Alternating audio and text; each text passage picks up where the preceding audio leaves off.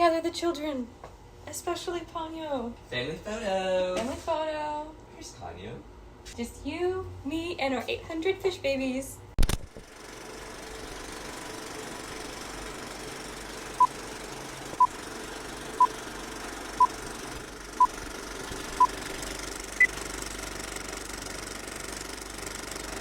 I don't think I'm alone in the experience of seeing a fictional character and then immediately having this like innate primal need to just be them and consume them and become everything that they are.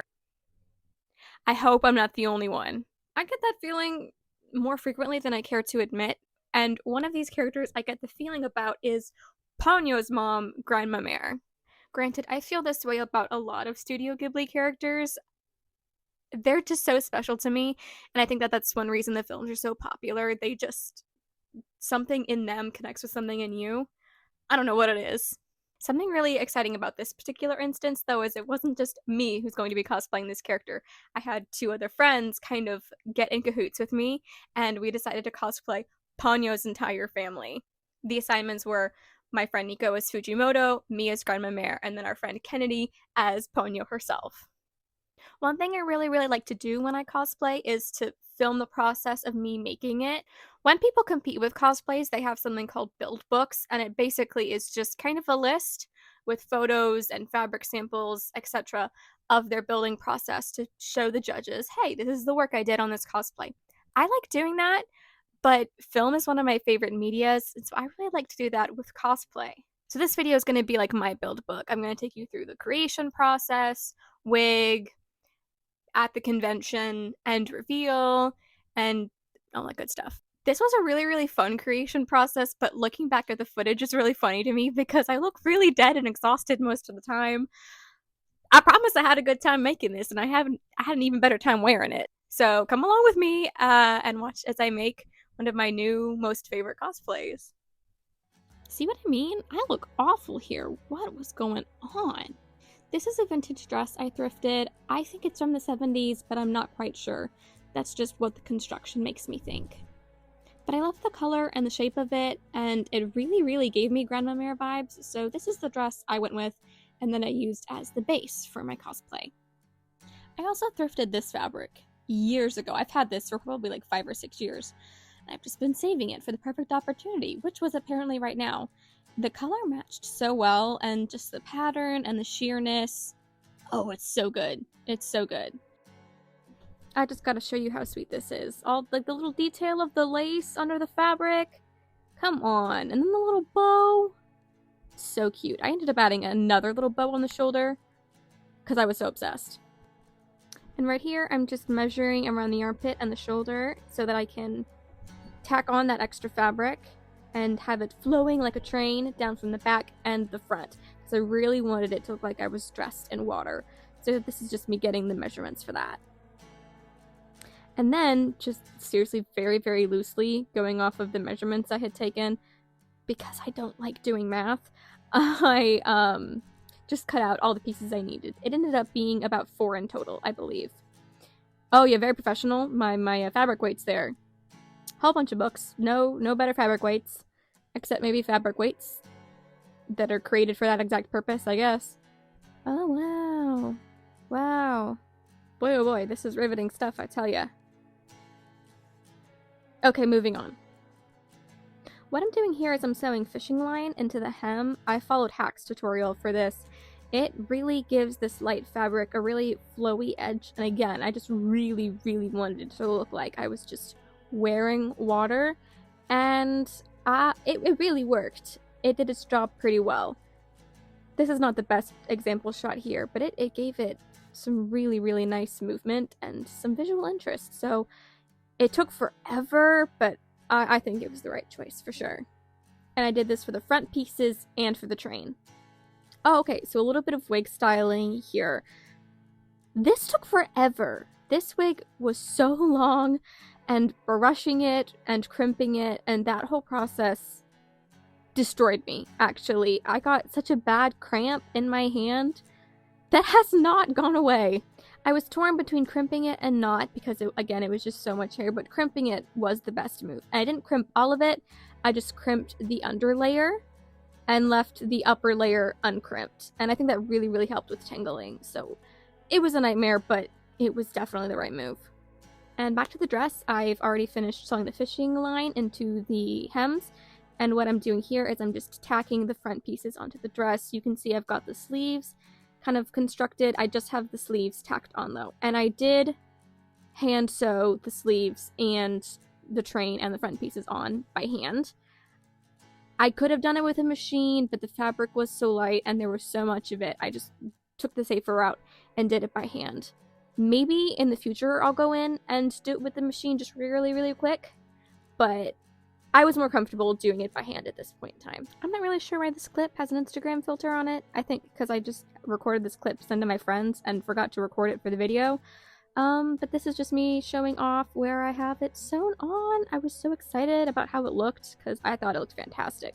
The sleeves weren't done yet, but I've got it all sewn down, and I was so excited at this point. Oh, and these were all the fixins. These were all the little beads and pretty things that I was about to sew onto the dress. Look at them. So cute. I'm obsessed with the pearls. The pearls are one of my favorite parts. I wanted it to be so sparkly and pretty, and I think that it was. Here I am attaching the ribbon to the sleeves to do a Padme picnic dress-esque sleeve for the dress. I don't know why I did it this way. It did not work the way it was supposed to. So I ended up going back and changing this later. But this was the first draft for the sleeves, I guess. You'll see in a minute. They look kind of funky versus how they look in the reveal. They're different. And the first try on with the necklace too. So cute. The sleeves were supposed to be gathered, and for some reason, the way I had the ribbon sewn, it just did not gather like it was supposed to, so I just have the ribbon wrapped around my arms. I change it in a minute. I've also gone on and sewn strings of pearls onto the front of the dress as well. You can't really see them very well in this video, but they're there. And as you'll see later on in the video too, I am obsessed with the train. Just the way it moved. It achieved everything I wanted it to, and more. I'm still all over this. I'm still genuinely so flabbergasted how pretty this looks. I mean, come on now. Just look at that face. You can see how happy I am. Aw. The strings of pearls at the front ended up getting really, really tangled, and I did not want to risk them getting caught and, like, pulled off. So I, halfway down, just kind of hot glued them. But obviously I didn't want the hot glue to be seen, but I wanted them to be secure. So what I did was I glued it down, but then I put little tiny beads on top of the hot glue, and the bead pack I bought came with little fish. What are the odds of that? So I just put the fish on top of the hot glue, and it was perfect because she's the queen of the ocean, and also the ocean has fish in it. I didn't record the curling process for this wig at all because genuinely it took so long and I was so tired. I just gave up. But that looks like a beehive, like from the 60s. It looks like a beehive hairstyle. Oh, and now we're taking it out. This also took forever, but it was so rewarding after the hours I spent crimping and curling this wig to see all of the curls. And here I am trying it on. I was not originally going to brush these curls out. I wanted to leave them. But then I ended up getting really, really concerned that they were going to get caught on things, especially like the pearls in the dress. So what I ended up doing was brushing it out. And as you'll see in seriously just a second, I just brushed it out and then with my fingers, like, finger curled them back into place. And this was the right move. This was the right choice because one, it wasn't just tangly, and two, I just think it looks way better this way. And boy, oh boy, would you believe it? That's the end of the build. Let's go to the reveal. Yeah.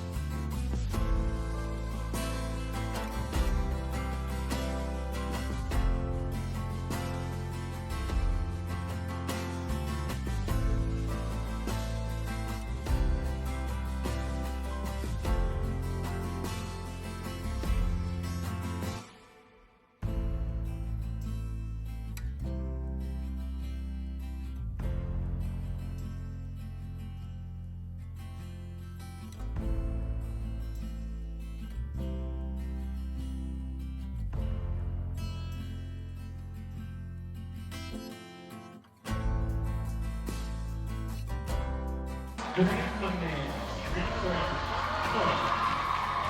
Who got the hell up the throne? She was kind of on short wing. Yeah, and we're demure. Very demure. Very mindful. Oh, still here, are you? I don't know why I did that. So that pretty much sums up my Granmamare experience, at least at this convention. YamaCon is one of my favorite conventions to go to. It's so chill, and I love spending time with all of my friends. And I'm so proud of all of my friends that competed and placed. I think that every single one of my friends who competed placed at this competition, and I'm so proud of them.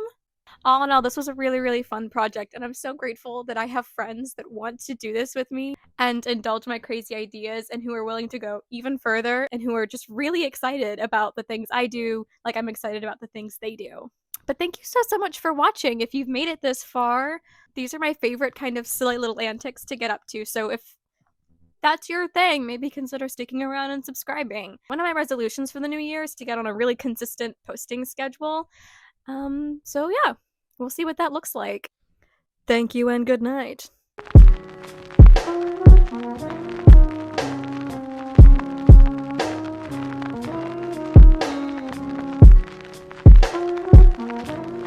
I'll reward you handsomely for your efforts. Think again, young man. But all I want to do is fish.